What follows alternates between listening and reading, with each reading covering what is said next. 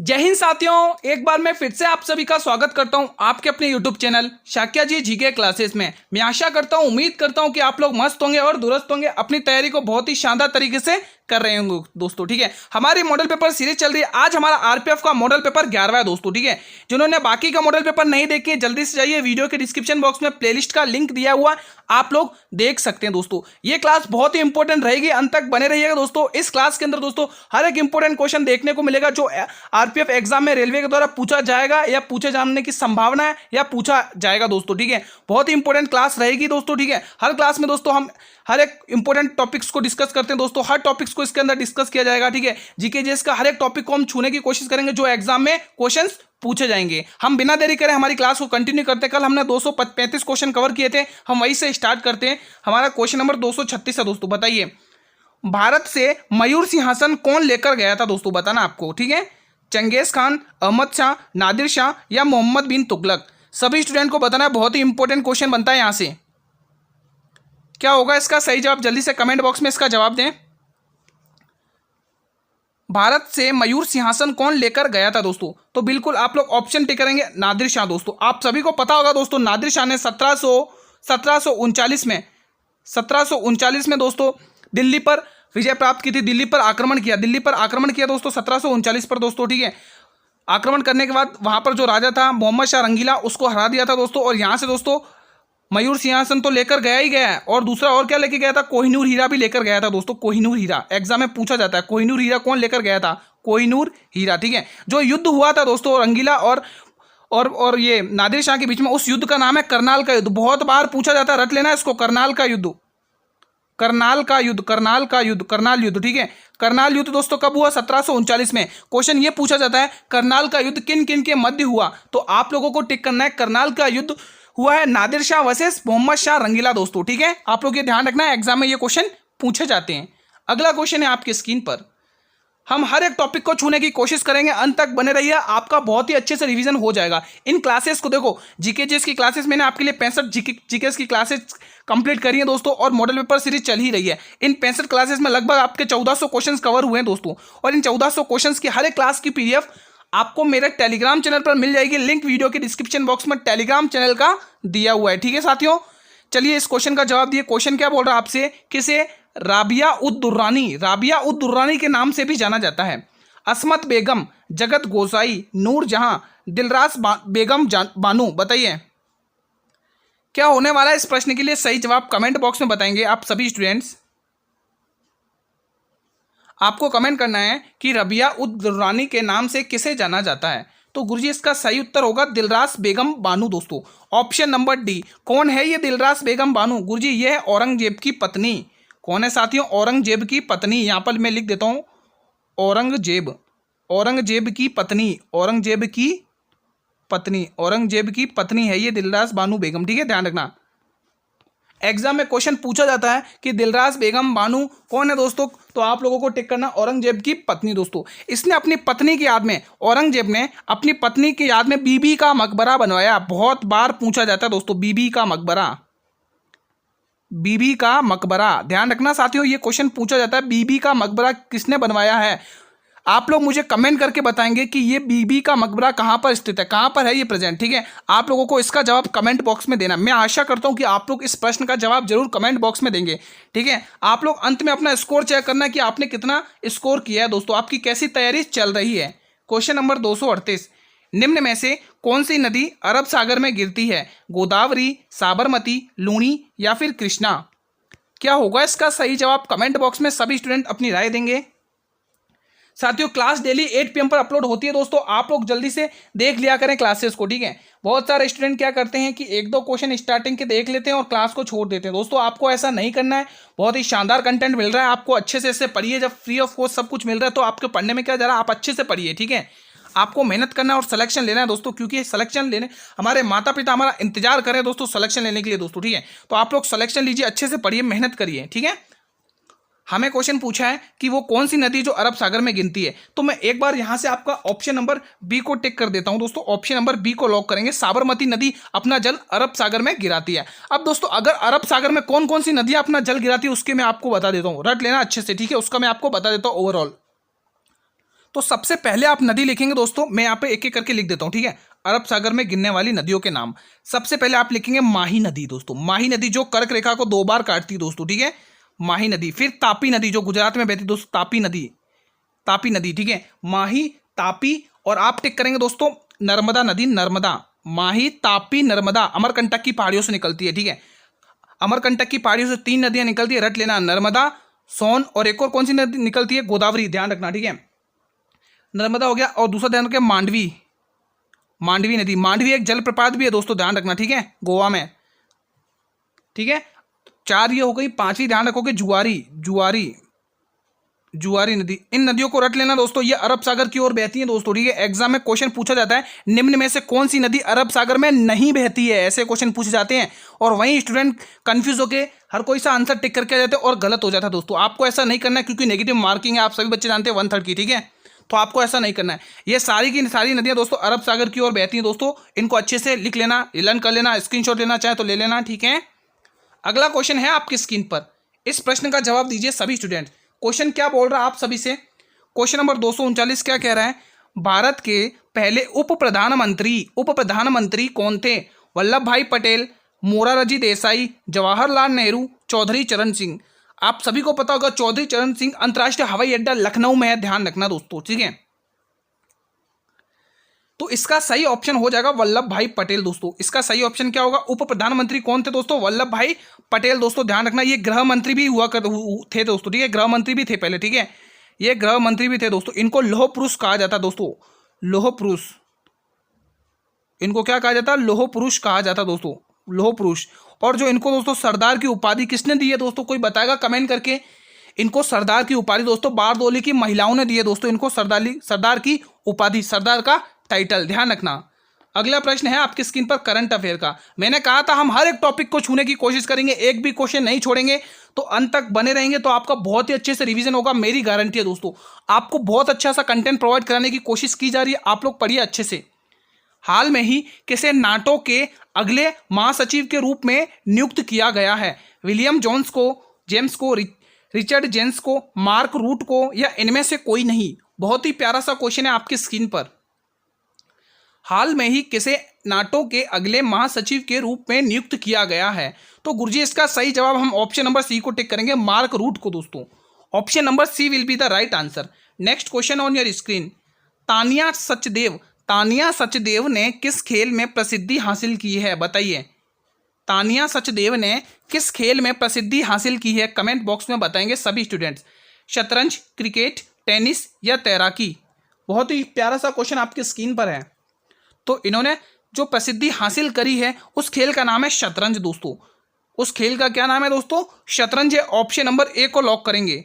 अगला क्वेश्चन आपकी स्क्रीन पर। साथियों अगला क्वेश्चन को स्टार्ट करने से पहले अगर आपको ये क्लास अच्छी लग रही है, ये कंटेंट अच्छा लग रहा है, तो एक बार इस क्लास को लाइक कर देंगे और अपने सभी मित्रों में इस क्लास को शेयर करेंगे। अगर आप चैनल पर पहली बार विजिट कर रहे हो, पहली बार क्लास को देख रहे हो, तो एक बार चैनल को भी सब्सक्राइब कर लेना और बेल नोटिफिकेशन को भी प्रेस कर लेना, ताकि मैं जब भी लेटेस्ट क्लास अपलोड करूँ यूट्यूब पर, तो यूट्यूब सबसे पहले नोटिफिकेशन आपको ही भेजेगा।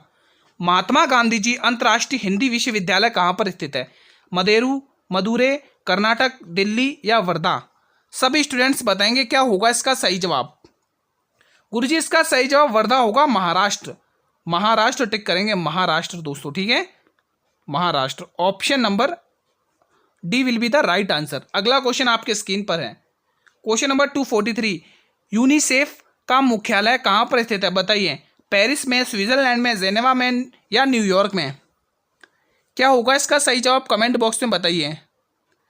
चलिए मैं आपसे 2-3 क्वेश्चन पूछ के जाता हूँ, आप लोग उनके मुख्यालय बताना। यूएनडीपी का मुख्यालय कहाँ पर है, WHO का मुख्यालय कहाँ पर है, ठीक है, और यूनेस्को का मुख्यालय कहाँ पर है, बताइए।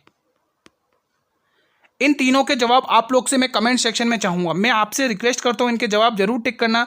ये क्वेश्चन आपकी तैयारी को और भी मजबूत करेंगे दोस्तों, ठीक है। मुख्यालय से संबंधित एक ना एक क्वेश्चन फिक्स से आपके एग्जाम में आएगा और इसी तरह से हम डी ऑप्शन को टिक करेंगे, ठीक है। यूनिसेफ का मुख्यालय कहाँ पर स्थित है, न्यूयॉर्क में स्थित है। Option number D will be the right answer.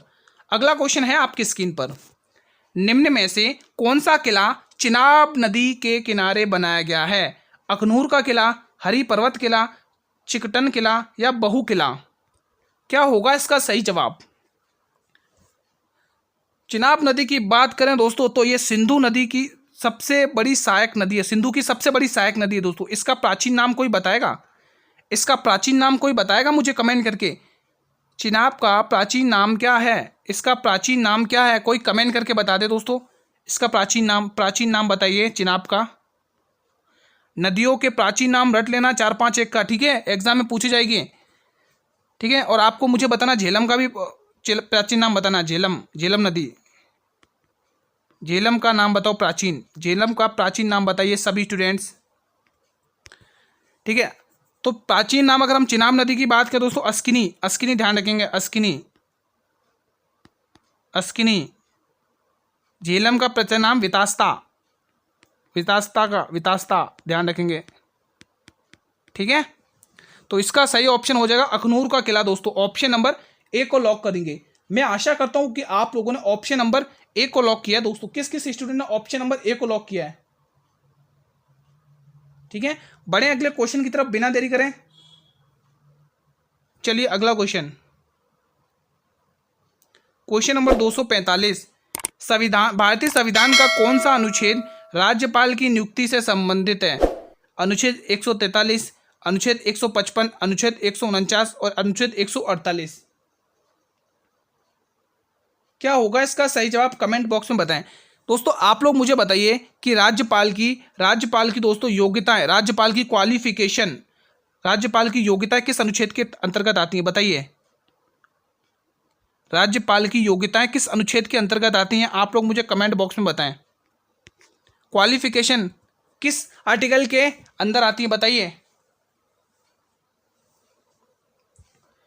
पहले तो हमारा जो क्वेश्चन पूछा हम उसका टिक करेंगे। अनुच्छेद 155। अनुच्छेद 155 क्या करता है दोस्तों? कि राज्यपाल की नियुक्ति होती है। अब ये तो पता चल गया गुरुजी की राज्यपाल की नियुक्ति होती है, लेकिन इस नियुक्ति को करता कौन है? तो इस नियुक्ति को कराएगा कौन दोस्तों? राष्ट्रपति जी दोस्तों, ध्यान रखना, राष्ट्रपति जी इसकी नियुक्ति करवाते हैं। राज्यपाल दोस्तों राष्ट्रपति के पद पर्यंत दोस्तों अपने पद पर बने रहते हैं दोस्तों, ठीक है। एग्जाम में क्वेश्चन पूछा जाता है दोस्तों, तो ध्यान रखिएगा दोस्तों, ठीक है। इनका दोस्तों कार्यालय कितने वर्ष का होता है? कार्यालय इनका टेन्यूर 5 वर्ष के लिए होता है, ठीक है। राष्ट्रपति के पद पर्यंत तक ये बने रहते हैं, 5 वर्ष का इनका टेन्यूर रहता है राज्यपाल का, ठीक है। राज्यपाल, प्रधानमंत्री और राष्ट्रपति इनकी आयु 35 वर्ष मानी जाती है मैक्सिमम, ठीक है, ध्यान रखना ज़्यादा, ठीक है। मिनिमम 35 वर्ष तक मानी जाती है। हमने पूछी इनकी योग्यताएं, तो इनकी योग्यता आप लोग टिक करेंगे। आर्टिकल आता है 157 गवर्नर यानी कि राज्यपाल की क्वालिफिकेशन के बारे में बात करी गई है। अगला क्वेश्चन आपके स्क्रीन पर है, क्वेश्चन नंबर 246 का जवाब देंगे। भारतीय प्रतीक चिन्ह की आधार पट्टी पर अंकित वाक्य सत्यमेव जयते कहाँ से लिया गया है? ऋग्वेद से, रामायण से, शतपथ ब्राह्मण से या मुंडकोपनिषद से? कमेंट बॉक्स में बताएंगे। क्लास के अंत तक बने रहना, बहुत ही इंटरेस्टिंग क्लास है, बहुत ही इंपॉर्टेंट कंटेंट आपके स्क्रीन पर है। हर क्लास की पीडीएफ बिल्कुल फ्री ऑफ कॉस्ट मिलेगी। जिसने टेलीग्राम चैनल ज्वाइन नहीं किया, लिंक वीडियो के डिस्क्रिप्शन बॉक्स में, जल्दी से टेलीग्राम चैनल को ज्वाइन करिए। हमने इससे पहले 65 क्लासेस जीके जीएस की कवर करके आए हैं, ठीक है। इसका मैंने आपके लिए प्लेलिस्ट बनाई है, वीडियो के डिस्क्रिप्शन बॉक्स में लिंक दिया हुआ है। अगर जीके जीएस में पकड़ बनाना चाहते हैं, फोड़ना चाहते हैं, जीके जीएस को 50 में से 50 स्कोर करना चाहते हैं दोस्तों जीके जीएस में, तो डेली ये क्लासेस देखिए करें। मैं गारंटी के साथ करो 50 में से 50 करके आओगे दोस्तों, ठीक है। बहुत ही इंपॉर्टेंट क्लास चलती है, डेली आप लोग अटेंड किया करें, ठीक है। तो यहाँ से हम ऑप्शन भी डी को ही टिक करेंगे दोस्तों, मुंडकोपनिषद दोस्तों, ठीक है। सत्यमेव जयते कहाँ से लिया गया है? मुंडकोपनिषद से लिया गया है दोस्तों। ऑप्शन नंबर डी को लॉक करेंगे। ऋग्वेद में 10 मंडल है, सूक्त 528 है दोस्तों, ध्यान रखना, सबसे प्राचीन ऋग्वेद है दोस्तों, ठीक है, ध्यान रखिएगा। ऋग्वेद में ही दोस्तों 3 5 6 7 8 नदियों के बारे में बताया गया, जो मैं आपको बताता रहूंगा डेली क्लासेस में। करंट अफेयर का क्वेश्चन है, हाल में ही भारत और किस देश ने नौसेना प्रशिक्षण सहयोग बढ़ाया है? बताइए। श्रीलंका, मालदीव, यूएई या इनमें से कोई नहीं? श्रीलंका की राजधानी कमेंट करें, क्या होगा इसकी राजधानी क्या है? श्रीलंका की राजधानी क्या है? कमेंट बॉक्स में बताइएगा। आप सभी से रिक्वेस्ट है, बताइएगा जरूर। हाल में ही भारत और किस देश ने नौसेना प्रशिक्षण सहयोग बढ़ाया है? तो आप लोग टिक करेंगे UAE. Option number C will be the right answer. Next question on your screen, question number 248। किस ग्रह का नाम किसी रोमन देवी के नाम पर रखा गया है? बताइए। पृथ्वी, शनि, शुक्र या बृहस्पति? बताइएगा सबसे बड़ा ग्रह कौन सा दोस्तों? बृहस्पति। सबसे बड़ा ग्रह, सबसे बड़ा ग्रह, सबसे बड़ा ग्रह पहले नंबर पर बृहस्पति। दूसरा सबसे बड़ा ग्रह कौन सा? आप लोग मुझे कमेंट करके बताएं दोस्तों। जो भी क्वेश्चन मैं आपसे करता हूं दोस्तों, उनके कमेंट बॉक्स में रिप्लाई किया करें। आप ये ना सोचें कि गुरुजी कमेंट नहीं देखते, मैं सभी के कमेंट देखता हूं दोस्तों अंत में, ठीक है, और सभी के रिप्लाई भी करता हूं, लाइक भी करता हूं, कमेंट्स आपके जो भी अच्छे लगते हैं, ठीक है। तो आप लोग इस प्रश्न का क्या ऑप्शन टिक करेंगे? तो बिल्कुल यहां से शुक्र टिक करेंगे, शुक्र ग्रह दोस्तों, ठीक है। तो ध्यान रखना, रोमन देवी, एनटीपीसी में पूछा गया क्वेश्चन है, एनटीपीसी, ठीक है, एनटीपीसी 2016 में ये क्वेश्चन पूछा गया दोस्तों, ठीक है, ध्यान रखना, ठीक है। तो रोमन देवी के नाम पर शुक्र ग्रह है दोस्तों। अगला क्वेश्चन आपकी स्क्रीन पर है, क्वेश्चन नंबर 249। अर्थव्यवस्थाओं में सभी उत्पादक संसाधन सरकार के स्वामित्व और नियंत्रण में होते हैं, इसको क्या कहा जाता है? मिश्रित अर्थव्यवस्था, पूंजीवाद अर्थव्यवस्था, समाजवादी अर्थव्यवस्था या दोहरी अर्थव्यवस्था? क्या होगा इसका सही जवाब? अर्थव्यवस्थाओं में सभी उत्पादक संसाधन सरकार के स्वामित्व और नियंत्रण में होते हैं, उसे क्या कहा जाता है? तो बिल्कुल हम लोग समाजवादी अर्थव्यवस्था टिक करेंगे, इसको समाजवादी अर्थव्यवस्था कहा जाता है। Option number C will be the right answer. अगला क्वेश्चन आपकी स्क्रीन पर, क्वेश्चन नंबर 250। किस मुगल शासक ने अंग्रेजों को सूरत में पहला कारखाना खोलने की अनुमति दी थी? बताइए, जहांगीर, शाहजहां, औरंगजेब या अकबर? क्या होगा इसका सही जवाब? बताइए दोस्तों। यहां पर मैं आपको कहानी बताता हूं दोस्तों, इसकी कहानी बताता हूं। 1608 टिक करेंगे, पहले तो तारीख याद करेंगे, 1608। मैं इसके बारे में बता देता हूं, आपको अच्छे से समझना, ठीक है। 1608 में इजाजत किसने दी है? जहांगीर ने। Option number A will be the right answer, ठीक है। अब सुनिएगा दोस्तों, 1608 में दोस्तों आप ध्यान रखेंगे, इंग्लैंड के राजा जेम्स प्रथम, इंग्लैंड के राजा जेम्स प्रथम ने अपना एक दूत भेजा था दोस्तों जहांगीर के दरबार में, और उस दूत का नाम क्या था? William Hawkins. कौन था भाई उस दूत का नाम? क्या मैं लिख देता हूं, विलियम हॉकिंस। विलियम हॉकिंस आया था दोस्तों जहांगीर के दरबार में, ध्यान रखना, इजाजत लेने के लिए, कारखाना खोलने के लिए, विलियम हॉकिंस, ठीक है। जब विलियम हॉकिंस इनके दरबार में पहुंचा तब वहां पर जहांगीर नहीं थे दोस्तों, ठीक है। तो जहांगीर आगरा में थे, तो इसीलिए दोस्तों ये जहांगीर से मिलने आगरा गया था दोस्तों, ठीक है, ठीक है, जहांगीर से मिलने आगरा गया था दोस्तों। फिर उसके बाद इजाजत वगैरह लेके फिर इसने सूरत में अपना पहला कारखाना खोला दोस्तों अंग्रेजों ने, ठीक है। तो 1608 में उसको मिल गई थी दोस्तों इजाजत जहांगीर के द्वारा, ठीक है। तो ऐसे टिक करेंगे ऑप्शन नंबर ए। अगला क्वेश्चन है आपकी स्क्रीन पर 251। निम्न में से कौन सी नदी गंगा की सहायक नदी नहीं है? क्वेश्चन ध्यान से पढ़ेंगे, गलती नहीं करेंगे। यमुना, मानस, गोमती, कोसी? क्या होगा इसका सही जवाब? यमुना आप सभी को पता, बंदरपूछ से निकलती है दोस्तों, एग्जाम में बहुत बार पूछा जाता है यमुना का उद्गम स्थल, ठीक है, ध्यान रखना। गोमती नदी पर ही दोस्तों लखनऊ शहर बसा हुआ है दोस्तों, यूपी का, ये भी ध्यान रखना, एग्जाम में क्वेश्चन पूछे जाते हैं। ये सारे क्वेश्चन जो भी अभी मैंने 2 क्वेश्चन पूछे आपसे, दोनों के दोनों एग्जाम में पूछे गए हैं। बताइए वो कौन सी सहायक नदी नहीं है गंगा की? तो इसमें से आप लोग टिक करेंगे दोस्तों, वो है मानस नदी। गुरुजी गंगा की सहायक नदी, तो ये किसकी सहायक नदी है ये? तो टिक करेंगे, ब्रह्मपुत्र नदी की सहायक नदी है, ब्रह्मपुत्र की सहायक नदी, ब्रह्मपुत्र की सहायक नदी है ये, ब्रह्मपुत्र की सहायक नदी है ये, ब्रह्मपुत्र की सहायक नदी है। ध्यान रखेंगे, एग्जाम में ये क्वेश्चन पूछा गया है दोस्तों, इसलिए मैं आपके समक्ष ये क्वेश्चन लेके आया हूं दोस्तों, ठीक है, ध्यान रखिएगा दोस्तों। और ये जो मानस नदी है दोस्तों, ये भारत और भूटान के बीच में बहती है दोस्तों, भारत और भूटान के बीच में, भारत प्लस भूटान में बहती है दोस्तों, ठीक है। ये रिवर, इसका भाव क्षेत्र भारत और भूटान में है दोस्तों, ठीक है। भारत की बात करें तो भारत में असम जगह है दोस्तों, असम में, ठीक है, असम में इसका भाव क्षेत्र है, ठीक है, भारत में, असम में, ठीक है। अगले प्रश्न की ओर हम बढ़ते हैं। हमारा अगला प्रश्न है 252, ठीक है। बताइए इसका सही जवाब। निम्न में से तमिलनाडु का सबसे लोकप्रिय नृत्य कौन सा है दोस्तों?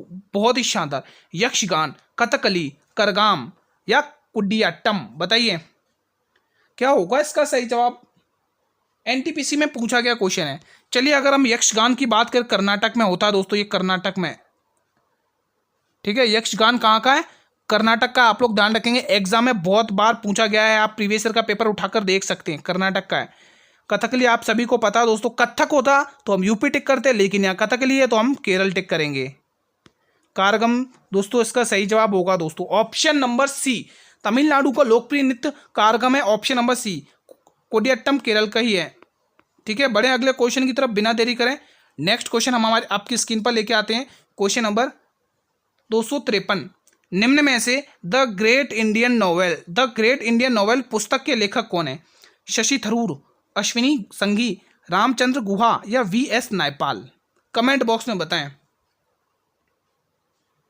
निम्न में से द ग्रेट इंडियन नोवेल पुस्तक के लेखक कौन है? बहुत ही प्यारा सा क्वेश्चन आपकी स्क्रीन पर है। साथियों, अगर ये क्लास अच्छी लग रही हो तो एक बार इस क्लास को लाइक और शेयर जरूर करें।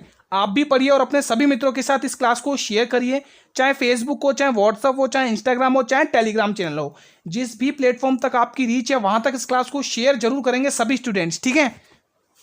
तो यहां से आप लोग ऑप्शन नंबर ए को टिक करेंगे। गुरुजी ऑप्शन नंबर ए सही जाएगा, एक को लॉक कर दो, ठीक है। तो द ग्रेट इंडियन नोवेल पुस्तक के लेखक कौन है? शशि थरूर दोस्तों, option A will be the right answer.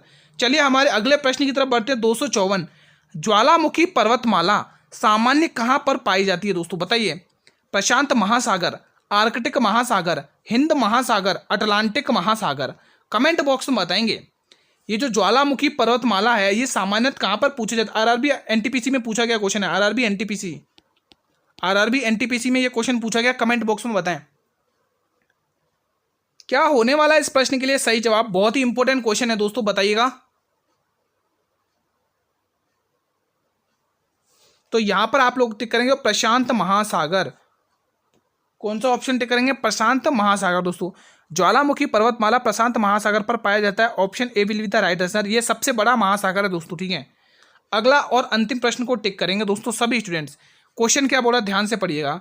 निम्न में से किस महाद्वीप को श्वेत महाद्वीप के नाम से जाना जाता है? श्वेत यानी सफेद, है ना। श्वेत महाद्वीप के नाम से जाना जाता है, वो कौन सा महाद्वीप है? ऑस्ट्रेलिया महाद्वीप, अफ्रीका महाद्वीप, एशिया महाद्वीप या अंटार्कटिका महाद्वीप? क्या होगा इसका सही जवाब? कमेंट बॉक्स में बताइए। सभी स्टूडेंट्स बताएंगे इस प्रश्न का क्या होगा सही जवाब, जल्दी से बताएं। इसका सही ऑप्शन क्या होगा? ऑप्शन इसका सही अंटार्कटिक महाद्वीप जाएगा दोस्तों। क्या जाएगा? अंटार्कटिक महाद्वीप दोस्तों। ऑप्शन नंबर डी को लॉक करेंगे आप सभी स्टूडेंट। ऑप्शन नंबर डी को लॉक करेंगे। Option number D will be the right answer. अब टाइम हो गया आपके होमवर्क का दोस्तों। 3 क्वेश्चन आपको होमवर्क में मिलेंगे, आप सभी बच्चे जानते हैं, ठीक है। हमारा होमवर्क का टाइम हो गया। चलिए मैं आपके लिए होमवर्क क्वेश्चन टिक कर देता हूँ, ठीक है। मैं हेडिंग डाल देता हूँ होमवर्क। आप लोग डेली होमवर्क को कंप्लीट किया करें, ठीक है। कमेंट बॉक्स में इनके जवाब दे दिया करें। होमवर्क, आपके होमवर्क का टाइम हो गया है दोस्तों, ठीक है। तो होमवर्क में मैं सबसे पहला क्वेश्चन आपकी स्क्रीन पर रखूंगा। मैं सबसे पहला क्वेश्चन आपकी स्क्रीन पर रखूंगा। आपको बताना है कि जो ओखा बंदरगाह ये कहाँ पर है। आज हम ज्योग्राफी से क्वेश्चन ले लेते हैं, ठीक है। ओखा बंदरगाह बताइए आप लोग, कमेंट बॉक्स में बताइए ओखा बंदरगाह।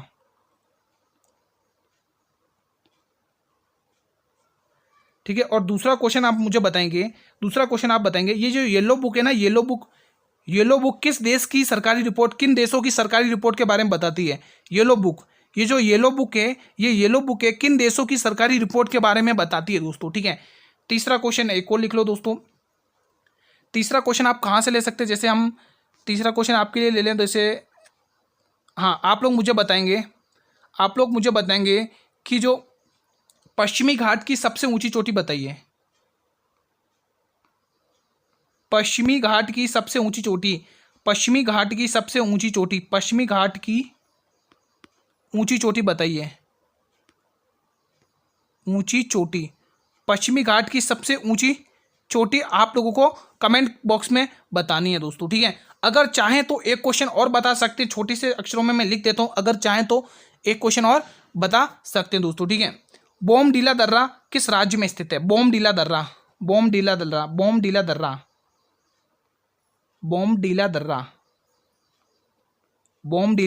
दर्रा, ठीक है। आप ये बता सकते हैं 4 क्वेश्चन। मैं आशा करता हूँ इस होमवर्क को आप जरूर कंप्लीट करेंगे। अगर चाहें तो कमेंट बॉक्स में भी इनके जवाब दे सकते हैं। कमेंट बॉक्स में इनके जवाब जरूर देना, मैं सबसे आशा करता हूँ जरूर देंगे आप लोग, ठीक है। इन 4 क्वेश्चन का। तो क्लास अब यहीं पर हम वाइंड अप करते हैं दोस्तों। क्लास कैसी लगी कमेंट करके जरूर बताइए। अगर ये क्लास आपको अच्छी लगी तो एक बार इस क्लास को लाइक करेंगे और अपने सभी मित्रों में इस क्लास को शेयर जरूर करेंगे दोस्तों। शेयर वेयर कर दिया करें दोस्तों, ठीक है। और अगर चैनल पर भी पहली बार आप लोग विजिट कर रहे हो तो एक बार इस चैनल को सब्सक्राइब कर लेना और बेल नोटिफिकेशन को भी प्रेस कर देना, ताकि मैं जब भी लेटेस्ट क्लास लेके आऊँ तो यूट्यूब सबसे पहले नोटिफिकेशन आप लोगों तक पहुँचाएगा दोस्तों, ठीक है। और आपने दोस्तों कमेंट ये भी करें कि आपने कितना स्कोर किया दोस्तों, कमेंट बॉक्स में बताएं कि दोस्तों आज की क्लास में आपका क्या स्कोर रहा, कैसी तैयारी चल रही है दोस्तों, ये सब आप लोग रेस्पॉन्स किया करें। आपके रेस्पॉन्स से हमें मोटिवेशन मिलता है साथियों, ठीक है। तो आज हमारा आरपीएफ का 11वां मॉडल पेपर यहाँ पर कवर होता है दोस्तों, ठीक है। हमने बाकी मॉडल पेपर और भी कवर की, जिसने नहीं देखी वो वीडियो के डिस्क्रिप्शन बॉक्स में जाइए, प्लेलिस्ट का लिंक दिया हुआ आप लोग देख सकते हैं। इससे पहले हमने जीके जीएस की 65 क्लासेस कवर करी हैं दोस्तों। जो भी स्टूडेंट आरपीएफ की कांस्टेबल या सब इंस्पेक्टर की तैयारी कर रहे हैं उनके लिए ये मॉडल पेपर सीरीज और ये जीके सीरीज बहुत ही इंपॉर्टेंट है दोस्तों। इसको पढ़ के चले जाइए, जीके जीएस से एक भी क्वेश्चन छोड़ के नहीं जाएंगे। आपको हर एक जीके जीएस के टॉपिक से क्वेश्चन कराया जा रहा है, हर एक इंपॉर्टेंट क्वेश्चन लाया जा रहा है एग्जाम में, जो पूछे जाते हैं, जिनकी संभावना है और जो पूछे जाएंगे, ठीक है। इन 65 क्लासेस में मैंने आपके लिए 1400 क्वेश्चन कवर किए दोस्तों। 1400 क्वेश्चंस की अगर आपको पीडीएफ चाहिए, बिल्कुल फ्री ऑफ कॉस्ट आपको पीडीएफ मिलती है हर क्लास की बिल्कुल आपको फ्री ऑफ कॉस्ट पीडीएफ मिलती है। जिसने टेलीग्राम चैनल को ज्वाइन नहीं किया, जल्दी से टेलीग्राम चैनल को ज्वाइन करिए, लिंक वीडियो के डिस्क्रिप्शन बॉक्स में दिया हुआ है। आपको हर क्लास की पीडीएफ मिलेगी दोस्तों, ठीक है। कल हम देखो दोस्तों टाइम 8 PM ही रहता है, आप लोग डेली जुड़िए, क्लास डेली अपलोड होती है 8 PM पर दोस्तों। हम कल साथियों इसी टाइम पर मिलेंगे, तब तक के लिए दोस्तों जय हिंद, जय भारत, वंदे मातरम, धन्यवाद।